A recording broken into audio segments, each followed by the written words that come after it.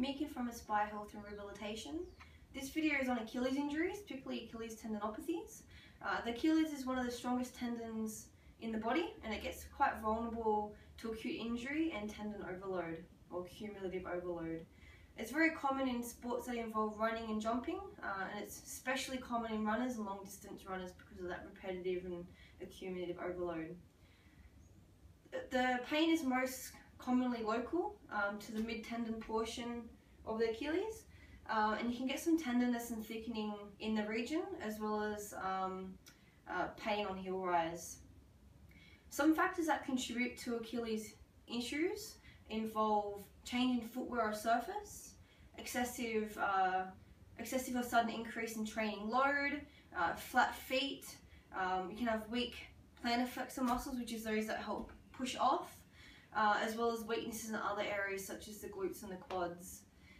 Management of Achilles issues can involve relative rest, inserting a heel lift into issue to help offload the Achilles tendon, as well as addressing some of the causative factors such as weakness and strength deficits in the ankle foot region, whether it's the glutes, having a look at your length in your muscles as well. A lot of people have really tight gastroc or calf muscles, as well as orthotics or taping for flat feet, having got your foot mobility, how much movement you have in your ankles. Management of the Achilles tendon can also involve soft tissue therapy and an eccentric training program. Now, the eccentric training program is looking at the lengthening phase of the movement. So concentric is when you're contracting the muscle, eccentric is when you're lengthening the muscle. And the aim of this particular program is to increase tendon volume and strength. Now, research has been hugely shown on this particular training or rehab method. And it's hugely used in Achilles tendinopathies as well as patella tendinopathies as well. Now, the aim is to do 3 sets of 15 repetitions. You can move into a little bit of pain, and not only do you get pain-free and comfortable, can you actually start to increase the load.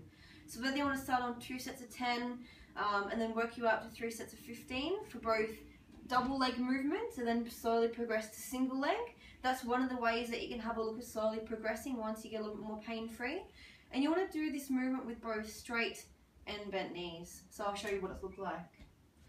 Okay, so you're going to be starting at the top phase of the movement, okay, and you're slowly going to be moving down, so you're going to be slowly dropping your heels down towards the floor. You can count to 10 on the down phase, and you're, like I said, you're going to be doing this ideally 3 sets of 15. So you're purely focusing on that down phase. Like I said, you can do it with straight knee as well as a bent knee to target a little bit more of a soleus. So that's it for this video. I do have a ton of other information, videos and articles on topics that I mentioned in this particular video, such as glute weakness and ankle mobility. They're on our website, Aspire Health and Rehabilitation, so it's aspirehealthrehab.com.au. But you can also check out other health, fitness, injury prevention and management on our other social media platforms, such as Facebook, Twitter and Instagram and YouTube.